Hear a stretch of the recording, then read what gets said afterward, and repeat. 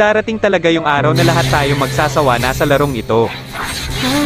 Pero sana kung dumating man yung araw na yon, wag na wag natin kakalimutan na pinasaya at binigyan tayo ng larong ito ng mga kaibigan. By the way, ako na lang ba yung ganito na ngayon? Dati kasi paggising ko pa lang ng umaga, hahanapin ko na agad yung cellphone ko tapos maglalaro agad ng ML.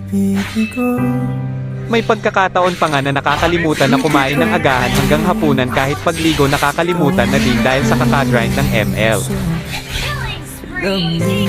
Tapos ngayon napansin ko na okay na ko sa 2 game, minsan nga hindi na na-open yung account.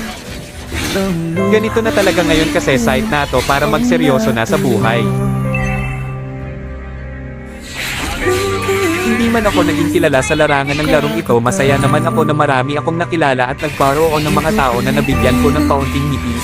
Walang lungkot na sumasilip